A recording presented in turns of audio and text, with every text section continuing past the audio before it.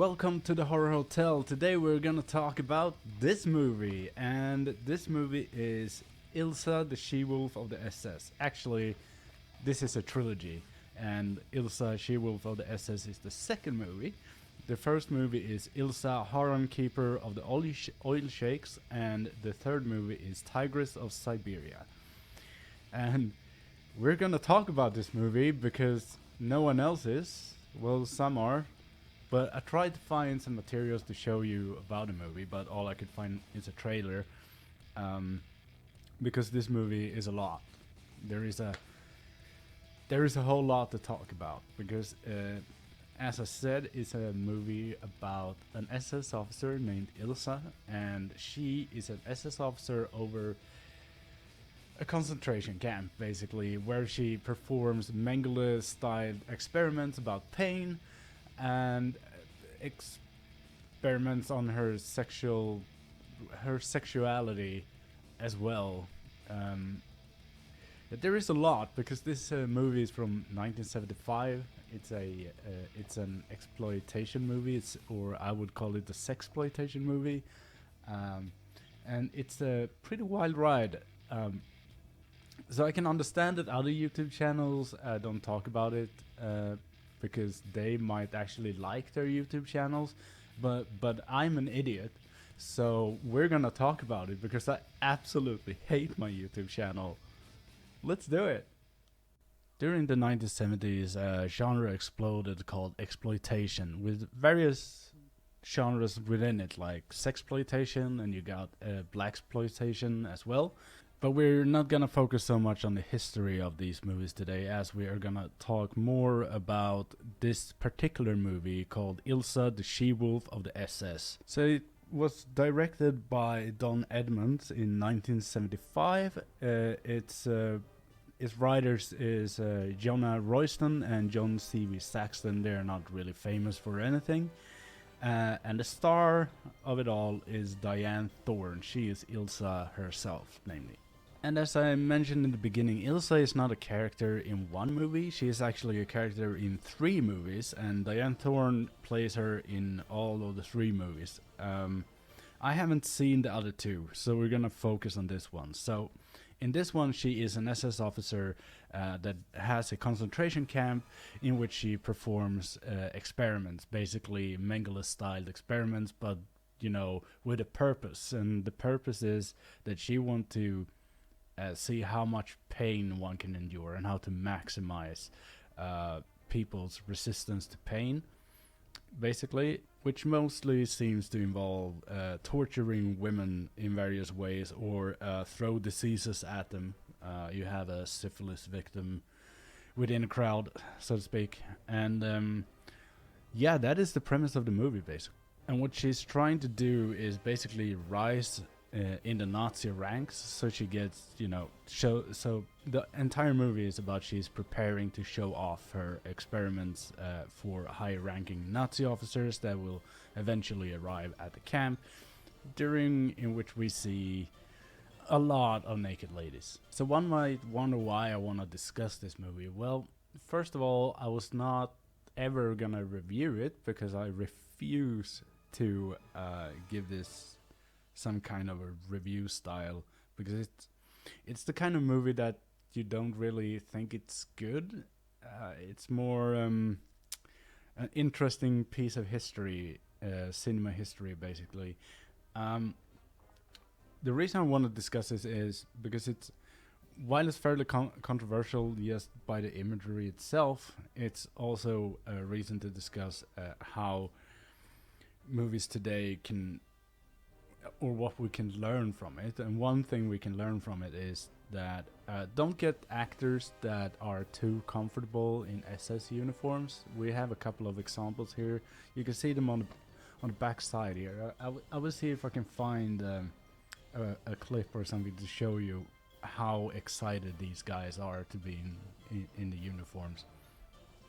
But also that a lot of these exploitation movies, or especially this, must be someone's, fantasy or fetish or something, because it's so heavily sexualized that I refuse to think that it's not, basically. And if you haven't figured it out yet, I do not have a script for this video because I was unable to put down my thoughts in a rational manner. Another thing this movie does extremely well, weirdly enough, is costumes. It's so historically accurate you can be. Even the vehicles that you use are disturbingly accurate. So whoever you got those uniforms and the vehicles and the weapons from, you might have a Nazi there, because you aren't supposed to have all this stuff. Otherwise, the movie is basically as gore porn. It's not gore porn per se because they don't really show a lot of gore. It's mostly ketchup blood on boobs. There are some pretty good makeup in it, which is like, I feel like the makeup team just really needed something for their portfolio, so they put everything they could into it. Like the syphilis lady is really nicely put together, and there are some scenes with really good wound makeup and stuff like that. Otherwise, the movie is kind of tacky. It's not. It isn't. It is kind of typical 70s cinematography. You know, it's nothing advanced like that. It got some pretty decent action scenes by the end of it. It also have bullets ricocheting of doing ricochets of wood, which is interesting.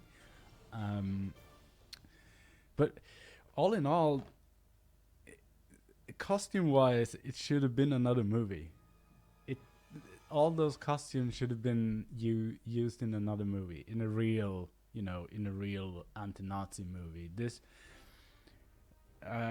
also, something we noticed when watching this movie is that basically none of the actors know how to simulate sex, because if they think that is sex, I feel very sorry for them. Do I recommend this movie? I don't know.